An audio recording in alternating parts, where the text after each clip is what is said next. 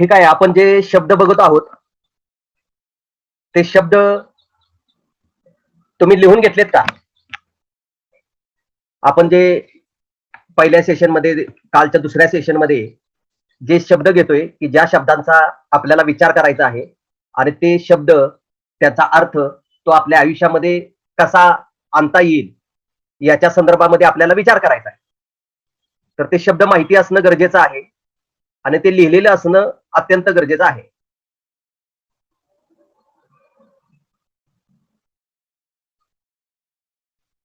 Okay, बऱ्यापैकी लोक म्हणतायत की आम्ही लिहिलेलं आहे.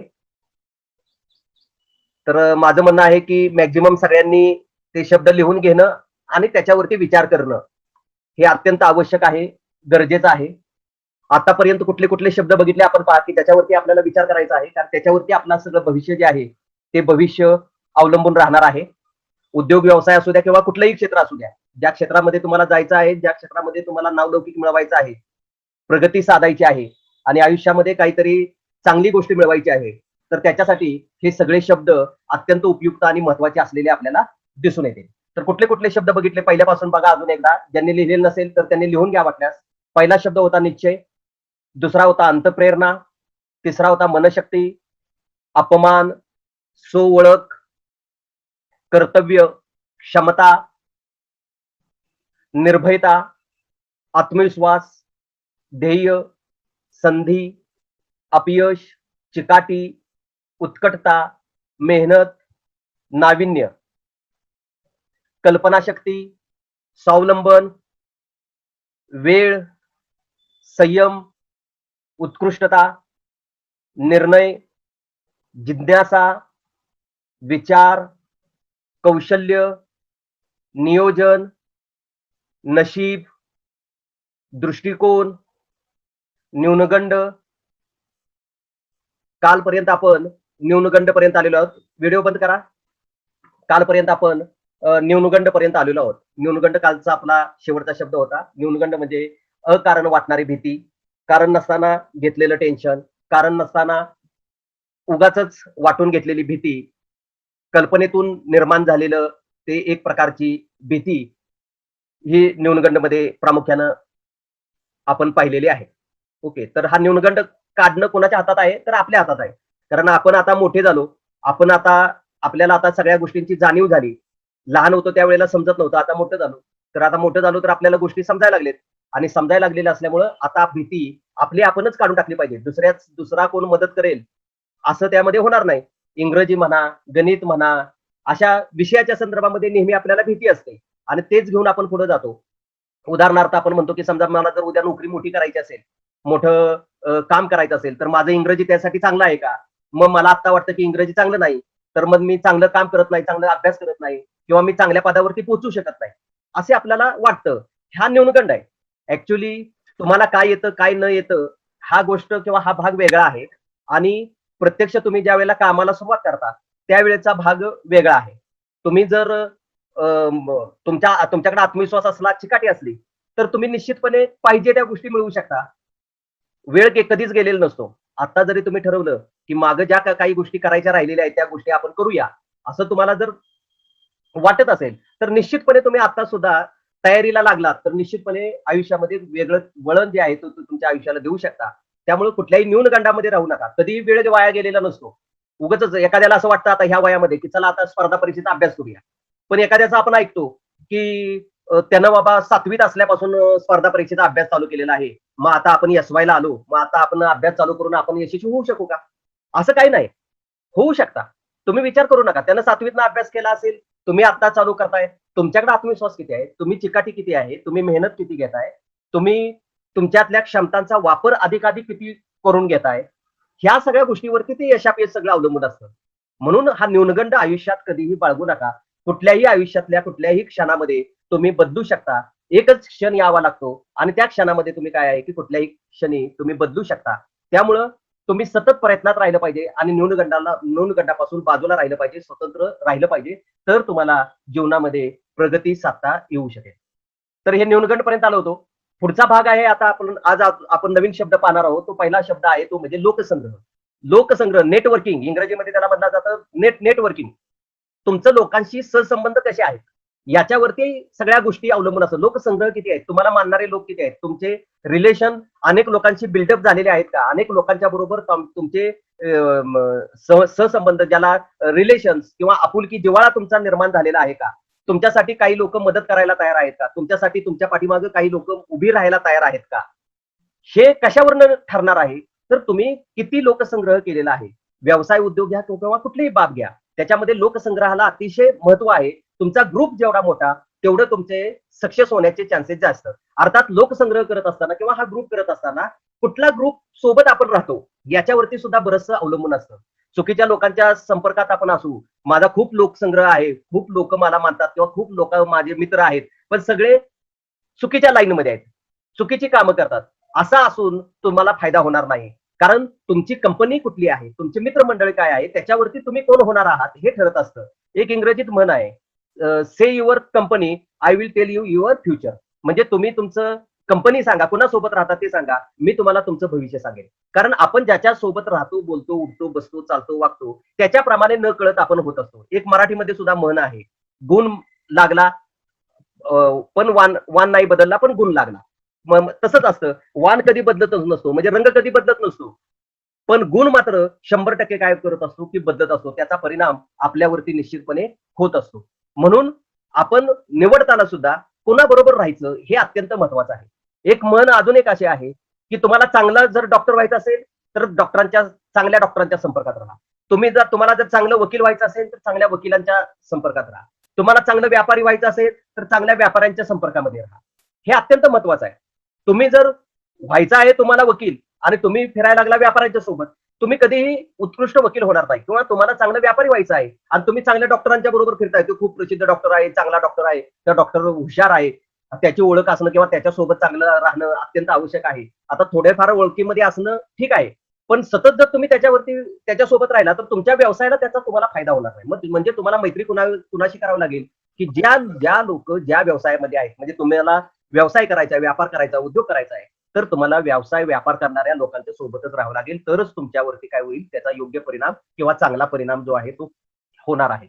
म्हणून लोकसंग्रहाला अत्यंत महत्व आहे. कुठलीही अडचण आली, कुठलीही संधी घ्यायची असेल तर लोकांची गरज लागते, लोकांची मदत लागते. लोक बरोबर असल्याशिवाय आपल्याला कुठलीही गोष्ट अचीव करता येत नसते. म्हणून त्या दृष्टिकोनातून लोकसंग्रहाच्या बाबतीमध्ये आपण पहिल्यांपासून सजग असणं अत्यंत आवश्यक आहे. आपण जागृत असणं अत्यंत आवश्यक आहे. आपण जर योग्य पद्धतीनं लोकांना जर हाताळू शकलो, आपण योग्य पद्धतीनं लोकांच्या सोबत राहायला शिकलो, तरच त्या ठिकाणी आपण काय करणार आहोत की चांगलं यश जे आहे ते प्राप्त करू शकणार आहोत किंवा चांगल्या पद्धतीनं आपल्याला प्रगती जी आहे ती साधता येणार आहे. म्हणून लोकसंग्रह हा अत्यंत महत्वाचा घटक आपल्याला लक्षात ठेवावा लागेल आणि त्याच्यावरती विशेष काम करावं लागेल. लक्षात ठेवून काम करावं लागेल. कुणाची मैत्री करायची हे मनात ठरवून मुद्दाम टार्गेट करून त्या लोकांची मैत्री करणं अत्यंत आवश्यक आहे. तुम्ही खेळाडू असाल तर खेळाडूंशी मैत्री वाचणं अत्यंत आवश्यक आहे. पण तुम्हाला त्या क्षेत्रातले जर तुमचे मित्र नसतील तर तुम्हाला प्रगती साधणं मुश्किल असतं. म्हणून लक्षात ठेवा की तुमचे मित्रमंडळी किंवा तुमचा ग्रुप हा तुमच्या एका विचाराचा असला पाहिजे, तुम्हाला साथ देणारा असला पाहिजे आणि ज्याच्यामुळे तुमची प्रगती होणार आहे. अधोगती होणारे मित्र काही उपयोगाचे नाही. निगेटिव्ह विचारसरणीचे मित्र तुम्ही ताबडतोब कट डाऊन करायला पाहिजे. बोलायचंच बंद करायचं, संबंध नाही. कारण काय आहे की हा जो निगेटिव्ह विचारसरणीचा मित्र तुमचा असेल तो तुम्हाला काहीच काम करू देणार नाही. तुम्ही जर कितीही ठरवलं की मला प्रगती साधायची आहे, मला काहीतरी नवीन करायचं आहे, तरी सुद्धा तो व्यक्ती जो आहे तो तुमच्या संपर्कात असल्यामुळे तुम्हाला कुठल्याही पद्धतीचं यश जे आहे ते तो व्यक्ती जो आहे तो तुमच्या संपर्कात असल्यामुळे मिळवून देऊ शकणार नाही. म्हणून लोकसंग्रहाला अत्यंत महत्व असलेलं आपल्याला दिसून येतं. पुढचा शब्द आहे व्यक्तिमत्व. व्यक्तिमत्व म्हणजे काय? पर्सनॅलिटी. पर्सनॅलिटी म्हणजे काय? तुम्ही जे काय वागता, बोलता, राहता, चालता, विचार करता, हे सगळं ह्या पर्सनॅलिटीमध्ये येतं. पर्सनॅलिटीमध्ये थोडंसं आपले गफलत काय होते, आपण काय म्हणतो की आपण दिसतो कसं, ही माझी पर्सनॅलिटी. मग आपल्याला न्यूनगंड असतात, भीती असते, माझा रंगच काळा आहे, माझी उंचीच कमी आहे, माझं नाकच नकट आहे, मला बोलताच चांगलं येत नाही. हे शारीरिक व्यंग असणं हे काही चुकीचं नाही. कारण ते तुमच्या हातात नव्हतं, निसर्गानं दिलेली ती बाब आहे. शारीरिक बाब जी आहे ही निसर्गानं दिलेली आहे. उंची कमी असणं जास्त असणं हे तुमच्या हातातली गोष्ट नाही, निसर्गानं दिलेली आहे. मग जी गोष्ट आपल्याला दिलेली आहे ती गोष्ट आपण स्वीकारणं आणि ती स्वीकारून त्याच्यासोबत ऍडजस्ट करून चांगलं चांगलं यश मिळवणं हे आपलं काम आहे. अशी कितीतरी उदाहरणं दिसतील. शारीरिक दिसणं त्यांचं खूप वाईट होतं. अब्राहम लिंकन, अमेरिकेचे राष्ट्राध्यक्ष अब्राहम लिंकन दिसण्यामध्ये खूप होते. त्या एवढंच काय, आपल्या बॉलिवूडमध्ये सुद्धा अनेक हिरोज आपण बघतो, दिसण्यामध्ये ते कमी आहेत, परंतु त्यांच्या ऍक्टिव्हमुळं त्यांनी काय केलेलं आहे, त्या ठिकाणी त्यांच्या कामामध्ये ठसा उमटवलेला आहे. म्हणजे तुमचं शारीरिक दिसणं हे महत्वाचं आहे. मग काय महत्वाचं, व्यक्तिमत्वामध्ये काय महत्वाचं आहे, तर तुमचा विचार करण्याची पद्धती काय आहे, तुमचा दृष्टिकोन काय आहे, तुम्ही वागता कसं, बोलता कसं, चालता कसं, राहता कसं, लोकांना समजावून घेता कसं, लोकांच्यासाठी तुम्ही काय करता, तुम्ही लोकांना लोकांना लोकांना सेवा देता का, तुम्ही लोकांच्यासाठी वेगळ्या पद्धतीनं काही काम करता का, ह्या सगळ्या गोष्टी व्यक्तिमत्वामध्ये येतात. लोकांशी संपर्क साधताना त्यांचा रिस्पेक्ट देता का, त्यांच्याशी व्यवस्थित संबंध डेव्हलप व्हावेत ह्याच्यासाठी प्रेमाचे, सलोख्याचे, आत्मीयतेचे संबंध त्यांच्याशी निर्माण करता का, हे सगळं व्यक्तिमत्वामध्ये येतं. व्यक्तिमत्व म्हणजे काय, तुम्ही दिसला काळा रंग आहे म्हणजे तो बाद आहे असं अजिबात नाही.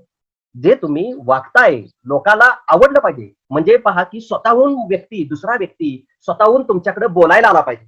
हे जर बोलायला जर आला व्यक्ती, तर तुमचं व्यक्तिमत्व हे स्वीकारण्यासारखं आहे असं होईल. जर काही लोक किंवा काही तुमचे मित्र तुमच्याकडे तुमच्याशी बोलायलाच नको, तुम्ही समोर आला तर टाळून जर पळून जात असतील, तर याचा अर्थ तुमचं व्यक्तिमत्व योग्य नाही. त्यांना तुमच्याशी बोलण्यामध्ये इंटरेस्ट नाही, त्यांना बोलायला तुमच्याशी आवडत नाही. म्हणून व्यक्तिमत्व हे खुलवणं हे आपल्या हातातली गोष्ट आहे. त्याच्यासाठी विशिष्ट प्रयत्न करावे लागते. आता शारीरिक क्षमता किंवा शारीरिक भाग त्या पर्सनॅलिटीमध्ये येतो.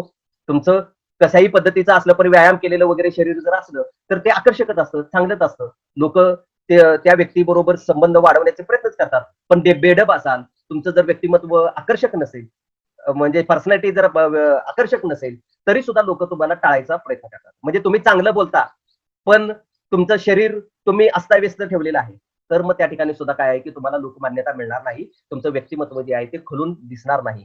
मग खुललेलं असलं पाहिजे व्यक्तिमत्व. नेहमी लक्षात ठेवा की ते व्यक्तिमत्व तुमचं खुललेलं असलं पाहिजे आणि हे खुलवण्यासाठी तुम्ही सतत प्रयत्नशील असलं पाहिजे. पुढचा माझा शब्द आहे तो म्हणजे ऐकणे, लिसनिंग. 4 शब्द सोबत येणार आहेत पहा. WSLR. डब्ल्यू म्हणजे रायटिंग, लिहून घ्या. हे 4 शब्द अत्यंत महत्वाचे आहेत आणि ते व्यक्तिमत्वाच्या दृष्टिकोनातून किंवा आपल्या आयुष्यात यशस्वी होण्याच्या दृष्टिकोनातून हे अत्यंत महत्वाचे 4 शब्द आहेत. WSLR असं मी त्याला म्हणतो. डब्ल्यू म्हणजे रायटिंग, एस म्हणजे स्पीकिंग म्हणजे बोलणं, लिहिणं, बोलणं. WSL म्हणजे लिसनिंग, ऐकणं. WSLR आर म्हणजे रीडिंग म्हणजे वाचणं. ह्या 4 गोष्टी जर तुमच्या आयुष्यामध्ये थोड्या थोड्या प्रमाणात आजपासून इम्प्लिमेंट करायला सुरुवात केली, तर पुढच्या येणाऱ्या 15 दिवसामध्ये तुम्हाला फुल कॉन्फिडन्स आलेला असेल. फुल कॉन्फिडन्स आलेला असेल, मी गॅरंटीड सांगतो तुम्हाला. ह्या 4 गोष्टी तुम्हाला हेतू पुरस्पर कराव्या लागतात. आता रायटिंग. रायटिंग म्हणजे काय करायचं?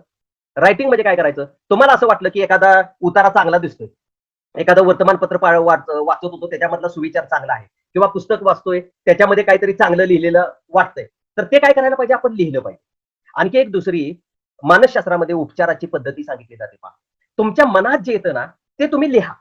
एक कागद घ्या, शांत निवांत बसा आणि काय करा, तुमच्या मनात जे येतंय ते लिहून काढा.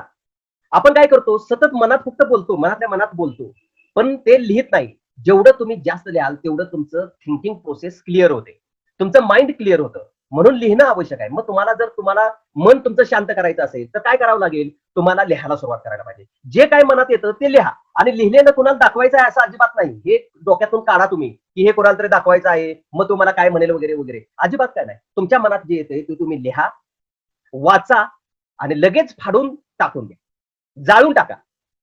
तुम्हाला असंही वाटलं की फाडलेलं माझं कोणतरी असं परत कागद बुडवून आणि वाचेल, जाळून टाका. म्हणजे तुमचे जे विचार असतील ते विचार तुम्ही एकदा जर लिहिले तर ते काय होतात की क्लिअर व्हायला मदत होत असते. लिखाणाचा भाग हा कुठल्याही माणसाच्या आयुष्यामध्ये खूप महत्वाचा असतो. लिखाणाची सवय हे अत्यंत महत्वाची आणि अत्यंत गरजेची असलेले आपल्याला दिसून येईल. आणि लोक काय करतात, एक वेळ वाचायला बरं वाटतं त्यांना, पण लिहायचा कंटाळा येतो. तुम्ही सुद्धा आता गेल्या वर्षी अनुभवलेला असेल. किती वेळा, किती जणांनी असं लिहून अभ्यास केला हो? फार कमी असते. मला नाही वाटत की लिहून तुम्ही अभ्यास जो आहे तो केलेला असेल. तर तुम्ही विदाऊट लिहिता, अगदी घरात बेड असेल तर बेडवरती पडता, माग उशीला टेकता आणि निवांतपणे पडून तुम्ही काय करत असता? नेहमी वाचत असता. लिखाण करायचं म्हणलं की ताट बसावं लागतं, वही पेन घ्यावा लागतो आणि लिहावं लागतं आणि लिहिण्याचा आपल्याला काय होतो? खूप असा कंटाळा येतो. त्यामुळे लिहिण्याच्या भानगडीमध्ये आपण शक्यतो पडत नाही. पण लिखाण हे माइंड क्लिअर होण्याच्या दृष्टिकोनातून अत्यंत महत्वाचा घटक आहे किंवा अत्यंत महत्वाची बाब आहे. व्यक्तिमत्व विकासामध्ये लिखाणाचा भाग हा अत्यंत महत्वपूर्ण असलेला आपल्याला दिसून येतो. म्हणजे लिखाण आजपासून तुम्ही काय करायला पाहिजे, चालू करायला पाहिजे. काहीही लिहा, कसंही लिहा, पण लिहा, कुठेही लिहा, पण लिहा. लिहिल्याशिवाय तुम्ही क्लिअर होऊ शकत नाही. म्हणजे लिखाण हे अत्यंत महत्वाची गोष्ट आहे. WSL, यस यस यस म्हणजे स्पीकिंग, बोलता आलं पाहिजे. बोलणं हे माणसाच्या आयुष्यामध्ये अत्यंत महत्वपूर्ण गोष्ट आहे. आता पहिली गोष्ट काय आहे, मनातल्या मनात सगळेच बोलतात, पण आपला आवाज ऐकू येईल अशा आवाजामध्ये आपण बोलणं अत्यंत आवश्यक असतं. अर्थात ग्रुपच्या समोर बोलणं महत्वपूर्ण असतं, म्हणजे लोकांच्या समोर बोलणं हे अत्यंत महत्वाचं असतं. पण त्याच्या बाबतीमध्ये काय असतो की आपण भीत असतो. बोलण्याच्या बाबतीमध्ये लोक म्हणतात, जगामध्ये सर्वात मोठी भीती कुठली वाटत असेल, मरणापेक्षा जास्त मोठी भीती कुठली वाटत असेल माणसाला, तर ती आहे समूहापुढे बोलण्याची भीती. लक्षात ठेवा, बोलणं हे अत्यंत महत्वाचं आहे. या जगामध्ये जेही लोक आज प्रसिद्ध आहेत, जेही लोक मोठी झालेली आहेत, जेही लोकांनी काहीतरी जगामध्ये करून दाखवलेले आहे, ही सगळी लोक बोलण्यामध्ये पारंगत आहेत. ते अतिशय उत्कृष्ट बोलतात, अतिशय चांगल्या पद्धतीने बोलतात. मग बोलता येतं किंवा बोलायला येणं हे पूर्वीपासून असतं का? पूर्वीपासून नसतं. तुम्हाला काय करावं लागतं, त्याची तयारी करावी लागते. स्वतःहून तुम्हाला काय करावं लागतं, त्याच्यासाठी प्रयत्न करावे लागतात. घरामध्ये एकटा आहात किंवा एखादा रिकामा जागा बघा, तिथं बोलायला सुरुवात करा. मोठ्यानं बोला. जे मनात बोलताय ना तेच मोठ्यानं बोलायला सुरुवात करा. बघा तुम्ही कसे एक्झॉस्ट झालेले असाल. त्याच्यामुळे सुद्धा क्लॅरिटी खूप येते. आपल्याला जी भीती वाटते बोलायची, मला बोलायला येतं का नाही किंवा मी बोलू शकतो किंवा नाही, ही सगळी बोलण्याची भीती तुमच्या प्रॅक्टिसमुळे जाऊ शकेल. तुम्हाला अजूनही असं वाटत असेल घरात माझ्या लोक आहेत, बाहेर जावा, बाहेर जावा, शेतात जावा, डोंगरात जावा आणि तिथं मोठ्यानं बोला. मोठ्यानं बोलण्याचं प्रॅक्टिस करणं अत्यंत आवश्यक आहे. त्याशिवाय तुमच्या एक लिंक असते. बोलायचं म्हणल्यानंतर काय लागते की लिंक लागते, आणि ही लिंक लागण्यासाठी काय करावं लागते, सवय लागावी लागते. आम्ही जे बोलतो ते काय आता प्रत्येक शब्द बघून बोलावं लागत, बोलायचा नसतो. तर ते काय होतं की ऑटोमॅटिक सुचतं. हे कशामुळे सुचतं, तर आता ही सवय लागलेली आहे. बोलून बोलून बोलून काय झालेली आहे, ही सवय लागलेली आहे. आणि ही सवय लागणं अत्यंत आवश्यक आहे, गरजेचं आहे. बोलण्याचा पार्ट तुमच्या व्यक्तिमत्वामध्ये अत्यंत महत्वपूर्ण आहे. स्पीकिंग तुम्हाला सुधारावंच लागेल. मग त्याच्यामध्ये इंग्लिश स्पीकिंग हा सुद्धा महत्वाचा घटक आला. मग ग्रुप करा मित्रांच्या मध्ये, ठरवून टाका. कॉलेजला आलो की आपण एकमेकांशी इंग्रजीतच बोलायचं, भले चुकीचं का असं ना, चुकीचं का बरोबर याचा विचार करू नका. तुम्ही बोलणं महत्वाचं आहे. प्रेझेंटेशनला फार महत्वाचं पहा.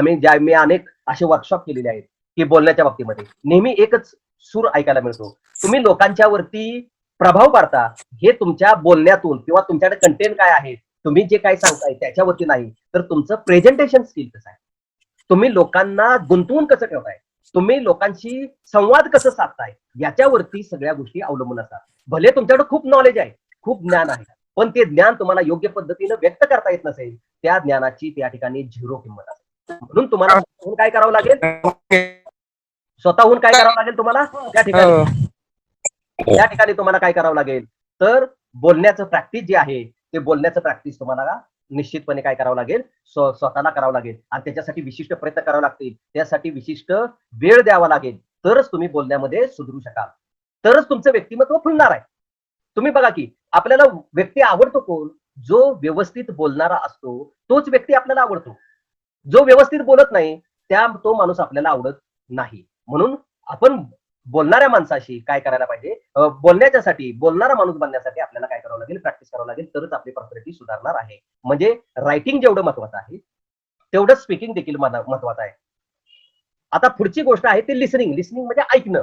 ज्या आता आपण मुद्द्यावरती आलतो, हे पुढे 4 मुद्दे सांगणार आहे, त्यातच हा मुद्दा आहे. लिसनिंग, ऐकणं. ऐकणं हे बोलण्यापेक्षा जास्त महत्वाचं आहे. आता बघा मला काय म्हणायचं आहे, ऐकणं हे बोलण्यापेक्षा जास्त महत्वाचं आहे. त्याचं कारण असं आहे की पुढचा माणूस काय बोलतोय हे जर आपण व्यवस्थित ऐकलं तरच आपण त्याला योग्य पद्धतीने रिप्लाय देऊ शकणार आहोत. आपण उगाचच दात टोकरत बसलोय, उगाचच जमीन टोकरत बसलाय, उगाचच इकडे तिकडे बघत बसलाय आणि पुढच्या माणसाला आपण रिस्पॉन्स देत नसेल, तर आपण बेजबाबदार वाटतो. पुढचा बोलणारा माणूस जो आहे त्याला वाटतं की ह्याला आपल्याशी बोलायची इच्छा नाही, हा आपलं काही ऐकायला ह्याची इच्छा नाही, मग ह्या माणसाशी बोलायलाच नको. अनेक चांगलं ज्ञान हे बोलण्यातूनच येतं. हे संस्कृतीचा विकास सुद्धा झालेला आहे. तो लिखाणापेक्षा बोलण्यातून जास्त झालेला आपल्याला दिसून येतो. म्हणजे एका पिढीनं पुढच्या पिढीला सांगितलं, पुढच्या पिढीनं त्या पुढच्या पिढीला सांगितलं, असे कितीतरी गोष्टी आज देखील ऐकीव गोष्टी, बोलण्यातून आलेल्या गोष्टींना आज आपण काय केलेलं आहे, मोठ्या प्रमाणामध्ये स्वीकारलेलं आहे. आणि हे बोलण्यातून म्हणजे बोलण्यातून स्वीकारलेलं आहे, पण बोलताना काय केलेलं आहे आपण ऐकलेलं आहे, आणि ऐकल्यामुळे काय झालेलं आहे की आपण बोलू शकलेलो आहोत. जेवढं आपण जास्त ऐकू तेवढं आपण जास्त बोलू, जेवढं आपण जास्त वाचू तेवढं आपण जास्त बोलू. म्हणजे बोलण्याचा संबंध हा ऐकण्याशी देखील आहे. आणि पुढच्या जेवढं तुम्ही जास्त चांगलं ऐकाल. आता तर काय आहे की समजा तुम्हाला वाचायचा एखादा कंटाळा आला, अभ्यासाचे प्रकार आहेत ना, लिहून अभ्यास करू शकता. आता अभ्यास लिहून मला कंटाळा आला, मग वाचून तुम्ही अभ्यास करू शकता. आता वाचण्याचा कंटाळा आला, युट्यूबला टाका ना तुमच्या विषयाचं कुठलंही नाव, लगेच तुम्हाला मराठी, हिंदी, इंग्रजीमध्ये पाहिजे त्या भाषेमध्ये तुम्हाला तिथे व्हिडिओ येईल, आणि तुम्ही ऐका, नॉलेज गेन करा, नॉलेज मिळवा. हे ऐकणं अत्यंत महत्वाचं आहे. म्हणजे अशाही पद्धतीने ऐका, आणि दुसऱ्या माणसाशी बोलताना बोलण्यापेक्षा जास्त ऐका, तरच तुमची समाजामध्ये किंमत वाढेल. आणि व्यवसायामध्ये, उद्योगामध्ये तर हे फार महत्वाचं असतं. कारण ग्राहकाला खुश करायचं असेल तर तुम्ही त्याचं ऐकणं फार महत्वाचं आहे. ग्राहकाला, कुठल्याही ग्राहकाच्या बाबतीमध्ये, आपल्याही बाबतीमध्ये असतं पहा.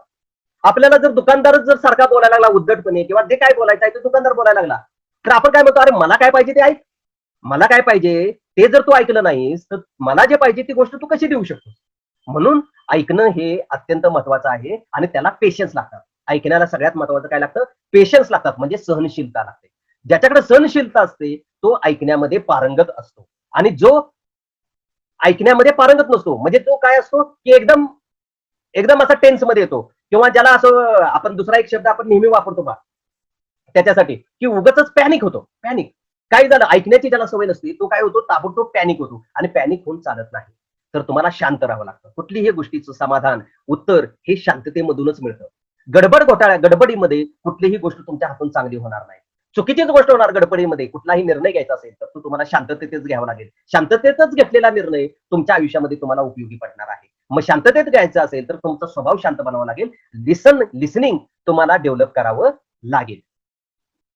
आणि चौथी गोष्ट आहे ती म्हणजे रीडिंग. रीडिंग म्हणजे वाचणं. वाचणं हे सुद्धा अत्यंत महत्वाचं आहे. वाचाल तर वाचाल म्हटलं जातं पहा. जर वाचन तुम्ही सतत केलं, वाचनामध्ये तुम्ही राहिला, पहा तुम्ही पुस्तकं, शाळेची पुस्तकं, कॉलेजची पुस्तकं, अभ्यासाची पुस्तकं वाचली म्हणजे तुम्हाला खूप मोठं ज्ञान आलं असं अजिबात नाही. अवांतर वाचन किती करता बघा. तुमच्या आयुष्यामध्ये ह्या 3 गोष्टी अत्यंत गरजेच्या आहे. मी आता ज्या सांगणाऱ्या 3 गोष्टी म्हणजे किमान अर्धा तास. बघा मी काय म्हणतो, किमान अर्धा तास तुम्हाला फिजिकल एक्सरसाइज करायलाच पाहिजे.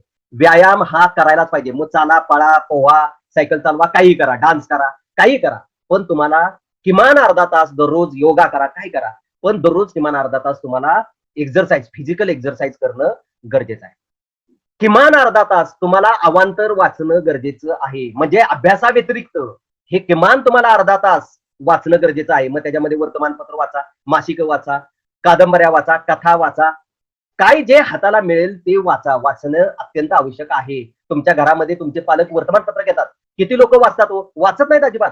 वाचण्याचा कंटाळा येतो, नको वाटतं, आणि त्या ठिकाणी तुम्ही काय करता की वाचत नाही. असं करून चालणार नाही. वाचाल तर वाचाल. वाचल्यामुळे काय होतं, बुद्धी प्रगल्भ होते, बुद्धीचा विकास होतो, विचार करण्याची क्षमता वाढते, आणि योग्य निर्णय घेण्यामध्ये हे सगळ्या गोष्टी उपयोगी असतात. आणि योग्य निर्णय घेतला तर माणूस आयुष्यात पुढे जातो. आणि निर्णय घ्यायचा असेल तर त्याला माहिती पाहिजे, माहिती घ्यायची असेल तर त्याला वाचलं पाहिजे. म्हणजे चतुरस्त्र आपलं व्यक्तिमत्व असलं पाहिजे. आपल्याला ह्या 4ही गोष्टी अत्यंत महत्वाच्या आहेत, आणि वाचण्यावरती तुम्हाला फोकस जो आहे तो करणं गरजेचं आहे. वाचन प्रचंड पाहिजे. प्रचंड वाचन असेल तर तुम्ही प्रचंड चांगलं बोलू शकता, प्रचंड चांगलं लिहू शकता, प्रचंड चांगलं ऐकू शकता. म्हणजे व्यक्तिमत्व विकासामध्ये हे 4 घटक जो मुलगा आजपासून त्याच्यासाठी वेळ देईल, 15 मिनिटं वेळ काढा, लिखाणासाठी 15 मिनिटं वेळ काढा, बोलण्यासाठी 15 मिनिटं वेळ काढा. बोलायचं सतत, जे काय मनात येतं ते बोला. असं काही नाही की मला भाषणच करायला पाहिजे, एक विषयच घेतला पाहिजे. तुम्ही नुसतं सुरुवातीला जे काय मनात येतं तेच बोलायला सुरुवात करा. म्हणजे ऑटोमॅटिक काय होईल की तुम्हाला सवय लागून तुमचं तुम्हाला समजतं. कुठलीही गोष्ट सुरुवात केल्याशिवाय कशा पद्धतीने ती गोष्ट करायची ही समजत नसते. पण आपला प्रॉब्लेम काय आहे की आपण सुरुवातच करत नाही. आपण काय करत नाही, सुरुवातच करत नाही, आणि तीच मोठी आपली समस्या आहे. म्हणजे 15 मिनिटं लिखाणाला द्या, 15 मिनिटं बोलायला द्या, 15 मिनिटं ऐकायला द्या, व्हिडिओ ऐका. दुसऱ्या मित्राशी बोलत असताना हेतुपुरस्पर त्याला साथ द्या, त्याच्या ऐकण्याला हुंकार भरा. म्हणजे तुमचं ऐकणं जे आहे ते ऍक्टिव्ह लिसनिंग, त्याला काय म्हणलं जातं, ऍक्टिव्ह लिसनिंग असं म्हटलं जातं. उघड ठोकळ्यासारखं नुसतं बघत बसलाय. आता आता जे होतंय, आता बऱ्याच लोकांच्या बाबतीमध्ये असं सुद्धा घडत असेल की ही लोक ऐकत सुद्धा नसतील, असं पण असू शकतं. बरोबर. म्हणजे ऍक्टिव्ह लिसनिंग. आता हे तुम्ही समोर नाही ना, समोर असता माझ्या तर मला दिसलं असता तर मला तुम्ही ऐकताय का नाही हे समजलं असतं. बरोबर. तर पुढच्या माणसाचं ऍक्टिव्ह लिसनिंग साठी आपण करणं अत्यंत गरजेचं आहे. तर पुढचा माणूस जो काही विषय सांगतो तो आपल्या मनापर्यंत पोहोचू शकतो. म्हणून ऐकणं, लिसनिंगसाठी तुम्ही 15 मिनिटं वेळ द्या आणि रीडिंगसाठी 15 मिनिटं वेळ द्या. वाचनासाठी 15 मिनिटं वेळ द्या. 15 दिवसात तुम्हाला किती कॉन्फिडन्स वाढलेला असेल तुमच्या लक्षात येईल. तुम्हाला लक्षात येईल, की खरंच मला माझं व्यक्तिमत्व आता बदललेलं आहे. मी पूर्वी 15 दिवसापूर्वी असा नव्हतो. आता मी 15 दिवसामध्ये बदललेला आहे. पण ह्याला काय लागतं? सातत्य. ह्याला सतत हे काम करावं लागतं. पण बऱ्याच वेळेला काय होतं, की आपण आरंभशुरू असतो. म्हणजे आज सरांनी सांगितलं ना, हां, नक्की. आज ठरवलंय आपण. सरांनी सांगितलं ना, वाचायचं, लिहायचं, ऐकायचं, बोलायचं, 4ही गोष्टी करणार. किती दिवस? 1 दिवस, 2 दिवस. तिसऱ्या दिवशी विसरलं. चौथ्या दिवशी आता राहू दे, आता कंटाळा आला. असं करून टाकतो. आरंभशूर होऊ नका. सातत्य पाहिजे. सतत चिकाटी त्यासाठी उपयोगी काय ठरते? चिकाटी. चिकाटीनं जो हा प्रयत्न चालू ठेवेल, तो त्याच्या आयुष्यामध्ये निश्चित असा काय होणार आहे? पुढे जाणार आहे. बरोबर? म्हणजे व्यक्तिमत्वाच्या सोबत आपल्याला ह्या 4ही गोष्टी करणं अत्यंत महत्वाची गोष्ट आहे. आणि पुढचा गोष्ट अजून मी महत्वाची गोष्ट सांगतोय तुम्हाला. पुढचा शब्द आपला असेल, तो म्हणजे ताण. ट्रेस. ट्रेसच्या बाबतीमध्ये आपण कारण नसताना अनेक वेळेला ताण घेतो. कारण नसताना काही गोष्टी घडणारच. आता माझं ऍडमिशनचं कसं होईल? आता गेल्या सेमिस्टरला माझा विषय राहिला होता. आता माझ्या निकालाचं काय होईल? कारण नसताना आपण काय घेतोय? ताण घेतो. आणि ह्या ताणामुळे काय होतं, की माणूस आयुष्यामध्ये यशस्वी होत नाही. आता तुमचं स्टुडंट लाईफ आहे. स्टुडंट लाईफला सुद्धा काय आहे? खूप मोठा ताण आहे. तुम्हाला आता सुद्धा निकालाचा ताण आहे. त्यानंतर तुमच्या अजून ऍडमिशनचा ताण आहे. परत कॉलेज कधी चालू होणार त्याचा ताण आहे. अनेक पद्धतीनं ताण जो आहे तो तुमच्यावरती येत असतो. पण ताणाला काय करायला पाहिजे? आपण रिलीज करायला पाहिजे. ताणाचं कोपिंग करायला पाहिजे. म्हणजे ताणाचं व्यवस्थापन करायला पाहिजे. आपण सतत मनात म्हणायला पाहिजे, की हा हे मी विचार करतोय बरोबर आहे. पण विचार करून फायदा काय? निकालाच्या संदर्भामध्ये विचार करतोय. हा निकाल लावणं किंवा न लावणं माझ्या हातातला आहे का? का कॉलेजच्या हातातलं तर आहे का? नाही. मग ते विद्यापीठानं सांगितलं पाहिजे. मग विद्यापीठातल्या हातातली गोष्ट. मग त्याच्यावरती ताण घेऊन मी काय उपयोग आहे का? बघूया ज्या वेळेला विद्यापीठ सांगेल त्यावेळेला काय जे काय असेल ते होईल ना. हे अशा पद्धतीनं विचार करून तुम्हाला काय करावं लागेल? तुमच्या ताणाचं व्यवस्थापन करावं लागेल. फिजिकल एक्झरसाइज म्हणजे शारीरिक व्यायाम हा ताणावरचं खूप मोठं चांगलं औषध आहे. सतत हसणं, सतत हसणं, दररोज हसणं हे देखील ताणावरचं खूप चांगलं औषध आहे. आपले चांगले रिलेशन मेंटेन करणं, चांगल्या लोकांच्या सोबत राहणं, हे सुद्धा ताणावरचं खूप चांगलं मोठं औषध आहे. ह्या सगळ्या गोष्टी तुम्ही जर केल्या, तर ताण आपोआप रिलीज होईल आणि ताण नाही आला, ताण म्हणजे त्याला दुसरा शब्द एक आपण वापरतो टेन्शन. बघा टेन्शनमध्ये केलेलं कुठलंही काम योग्य होत नाही, यशस्वी होत नाही. म्हणून लोकं तुम्हाला नेहमी म्हणतात, "ताण घेऊ नको, टेन्शन घेऊ नको, टेन्शन घेऊ नको, रिलॅक्स राहा, रिलॅक्स राहा." हे का सांगतात लोकं? कारण टेन्शन घेतलं तर तुमच्याकडनं योग्य पद्धतीनं काम होणार नाही. म्हणून तुम्हाला काय राहायला पाहिजे? ताणविरहित राहायला पाहिजे. कुठल्याही गोष्टीचा ताण घेऊन चालणार नाही. माझा पुढचा शब्द आहे तो म्हणजे उत्साह. एक्साइटमेंट असं म्हटलं जातं. एक्साइटमेंट. उत्साहाला काय म्हणतात? एक्साइटमेंट. बऱ्याच वेळेला आपण अनेक लोक अशी बघतो पहा, की सगळ्या जगाचं दुःख ह्याच्याच पाठीवरती आहे. ह्या सगळ्या जगाचा दुःख म्हणजे सगळं जगानं दुःख ह्याच्या एकट्याकडेच दिलेलं आहे. सारखा असा हिरमुसलेला चेहरा. उगाचच असं घड्याळात 12 वाजल्यासारखा चेहरा कायम. आणि त्यानं काय म्हणायचं? मी सीरियस आहे. माझ्या आयुष्याबद्दल काय आहे? मी सीरियस आहे. आणि म्हणून माझा चेहरा असा 12 वाजल्यासारखा आहे. उपयोग नाही. उत्साही राहा. उत्साही राहा. चालताना, बोलताना, वागताना, राहताना उत्साह दिसला पाहिजे. पहा ह्याला एक्साइटमेंटला खूप व्हॅल्यू आहे. लक्षात ठेवा. तुम्ही प्रयोग करून बघा. एखाद्या माणसाशी तुम्ही एकदम असं निराशेनं, एकदम असं शांतपणे, कृत्रिमरित्या बोला. त्या माणसाचा रिप्लाय कसा येतोय पहा. आणि तेच तुम्ही मुद्दाम होऊन, एक्साइट होऊन, उत्साहानं दुसऱ्या माणसाशी बोला. बघा लगेच दुसऱ्या माणसामध्ये तुम्हाला पुढच्या माणसामध्ये फरक झालेला दिसून येईल. तोही उत्साहानं तुमच्या बोलण्यामध्ये सहभागी झालेला दिसून येईल. म्हणजे उत्साह अत्यंत महत्वाचा आहे आणि लोक आपल्याला रीड करतात नेहमी. हे शब्द लक्षात ठेवा. नेहमी आपल्याला लोक काय करतात? रीड करतात. म्हणजे आपल्याला वाटतं की लोक आपल्याकडे बघत नाहीत. लोक आपल्याकडे दुर्लक्ष करतात किंवा आपल्याला असं वाटतं म्हणजे आपण मांजराला जसं वाटतं की दूध प्यायला लागलं की डोळे दाखतं मांजर आणि मनातल्या मनात म्हणतं की दुनिया माझ्याकडे बघत नाही. पण तसं असतं का? तसं नसतं. बाकीच्यांचे डोळे उघडेच आहेत ना. म्हणून तर पाठीत काठी बसल्यावर मांजराच्या लक्षात येतं, अरे दुनिया आपल्याकडे बघती वाटतं. आपल्याही बाबतीमध्ये तसंच आहे. लक्षात ठेवा, की आपण सतत काय असलं पाहिजे? जागृत असलं पाहिजे. सतत आपण सजग असलं पाहिजे. आणि जागृत असलो, सजग असलो, तरच आपण काय करू शकतो? तर उत्साही राहू शकतो. लक्षात ठेवून उत्साही राहा. ऍक्टिंग करताना, बोलताना हात वारे करून बोला. हे अत्यंत महत्वाचं आहे. पुढच्यावरती त्याचा इफेक्ट होतो. बॉडी लँग्वेजमध्ये हे अत्यंत महत्वपूर्ण आहे. हे लक्षात ठेवा. बॉडी लँग्वेजमध्ये हे अत्यंत महत्वाचं आहे. मी शक्यतो काय करतोय? तुम्हाला माझा हात दिसेल अशा पद्धतीने बोलतोय. ह्याच्या अगोदरचा किंवा कालचा कधी पण मी तुमच्याशी संवाद साधताना प्रयत्न बघा. मुद्दाम मी हात तुम्हाला दाखवतो. का हात दाखवतो? तर मी उत्साही आहे तुमच्याशी बोलताना. त्यामुळे तुम्हाला उत्साह येणार आहे. जर मी जर असंच बसून शांतपणे पाठ केले असं जर बोलायला लागलो तर तुम्ही मला ऐकून घ्याल का? अजिबात ऐकून घेणार नाही. उत्साह अत्यंत महत्वाचा गोष्ट आहे. वेळ आपले संपलेले आहे. आजचे पाहिलेले शब्द तुम्ही निश्चित लिहून घेतलेले असतील, त्याच्यावरती इम्प्लिमेंटेशन करा. नुसतं ऐकून फायदा होणार नाही. तुम्हाला ते अवलंबावं लागेल. कृती जोपर्यंत तुम्ही करणार नाही तोपर्यंत तुम्हाला त्याचा फायदा होणार नाही. ओके, आपण इथं थांबूया. टाइम संपले.